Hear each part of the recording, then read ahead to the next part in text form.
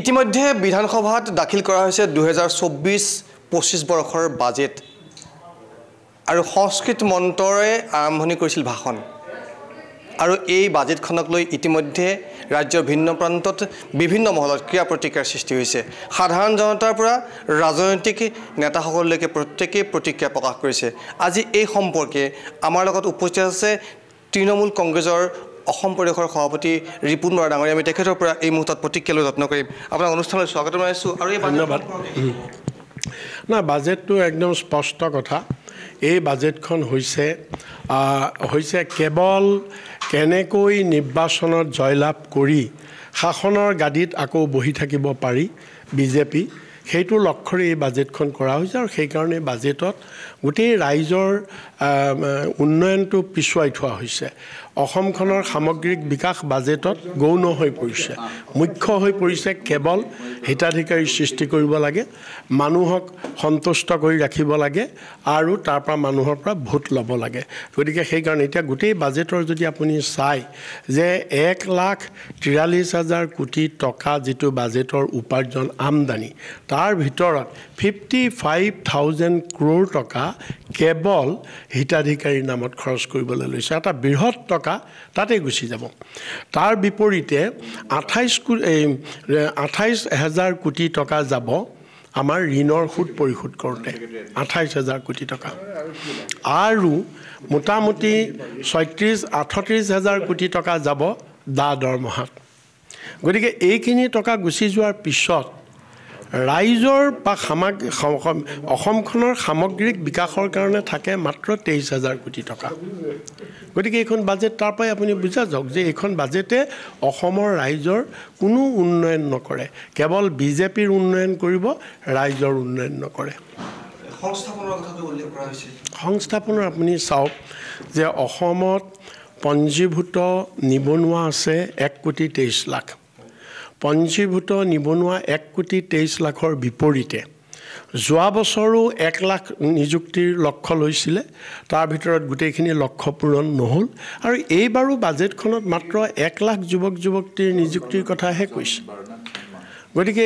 বাজেটখন তাতেই আপুনি বুজক যে এইখন কি বাজেট আৰু আনহাতেদি আপুনি আচৰিত হ'ব যে স্কিল ডেভেলপমেণ্ট এণ্ড এণ্টাৰপ্ৰিনাৰ্ছ ট্ৰেইনিং তাত মাত্ৰ 353 কোটি টকা ধাৰ্য কৰিছে 1,23 লাখ আমাৰ নিবনুৱা তাৰ বিপৰীতে মাত্ৰ 353 কোটি টকা স্কিল ডেভেলপমেণ্টত ধাৰ্য কৰিছে আৰু ষ্টাৰ্টআপ ভেঞ্চাৰত ধাৰ্য কৰিছে মাত্ৰ 18 কোটি টকা হুৱেৰেছ অযোধ্যা ভ্ৰমণৰ নামত 25 কোটি টকা ধাৰ্য কৰিছে গতিকে ইয়াতে আপুনি বুজক যে বাজেটখনে কোনো নিবনুৱা যুৱক যুৱতীৰ কোনো ধৰণৰ কৰ্মসংস্থাপনৰ ব্যৱস্থা এই বাজেটখনে নকৰে আৰু আটাইতকৈ ভয়াৱহ দিশটো হৈছে বাজেটখনৰ যে আনপ্ৰডাক্টিভ মানে বাজেটখনৰ মেজৰ অংশ টকা কেৱল মানে আনপ্ৰডাক্টিভ কামত খৰচ কৰা হৈছে যাৰ পৰা ৰাজ্যখনৰ উন্নয়ন নহয় মানুহৰ অৰ্থনৈতিক অৱস্থাৰ উন্নয়ন নহয় ক্ৰয় ক্ষমতা নাবাঢ়ে জনমূৰিয়াই নাবাঢ়ে মাত্ৰ খন্তেকৰ কাৰণে মানুহ সুখী হ'ব খন্তেকৰ কাৰণে মানুহক সুখী কৰিবৰ কাৰণে মনটো ভাল লগাবৰ কাৰণে এই বাজেট কৰিছে আপুনি যিটো অযোধ্যাৰ কথাটো কৈছে 22 জানুৱাৰীৰ দিনা দেখা পোৱা গৈছে ৰামময় হৈ পৰিছিল এই ৰামময় পৰিৱেশে বাৰু সমগ্ৰ লোকসভা নিৰ্বাচনত প্ৰভাৱ পেলাব বুলি আপুনি কিমান নাই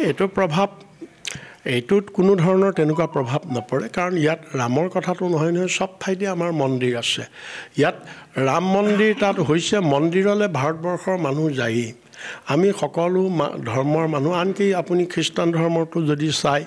আপুনি ইছলাম ধৰ্মটো যদি চাই দেখিব যে তেওঁলোকৰ মছজিদ মন্দিৰত মানুহ যায়েই লাখ লাখ মানুহ যায় এতিয়া আপুনি যেতিয়া হজ হয় কিমান কোটি কোটি মানুহ সমাৱেশ হয় কুম্ভ মেলাত কিমান কোটি কোটি মানুহ সমাৱেশ হয় এতিয়া সিদিনা আপুনি আপোনাৰ ৰঙিয়াত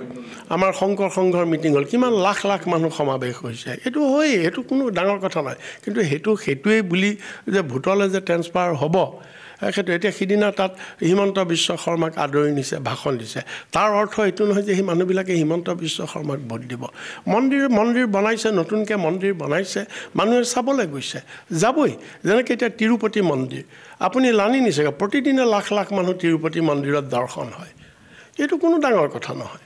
আপুনি কৈছে যে বাজেটখনে হিতাধিকাৰী সৃষ্টি কৰিছে নাইবা ভোট বেংকৰ সৃষ্টি কৰিছে এই ভোট বেংকৰ দ্বাৰা সমাগত লোকসভা নিৰ্বাচনত চৰকাৰ গঠন কৰিব পাৰিবনে কেতিয়াও নোৱাৰে কাৰণ মানুহবিলাক হৈছে কি ভোট বেংক তেওঁলোকেহে ভাবিছে মূৰ্খৰ স্বৰ্গত বাস কৰিছে তেওঁলোকে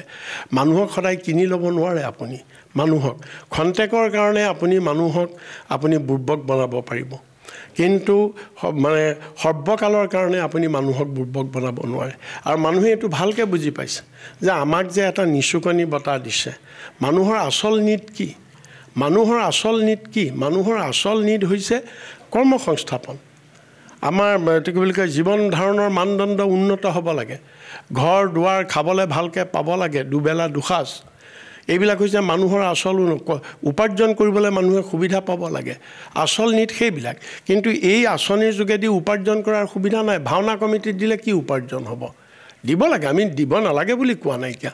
তেনেকুৱা অনুষ্ঠান প্ৰতিষ্ঠানত দিলে তাৰ পৰা উপাৰ্জন নহয় নহয় অযোধ্যাত মানুহ ফুৰিবলৈ গ'ল ধৰ্ম দৰ্শন কৰি আহিলে তাৰ পৰা কোনো উপাৰ্জন নহয় নহয়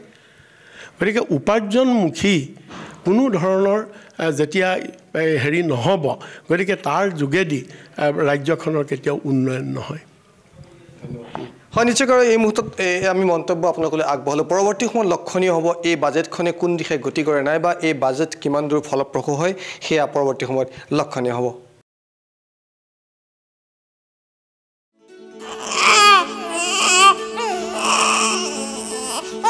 অভিনন্দন আপোনাৰ এজনী ছোৱালী জন্ম হৈছে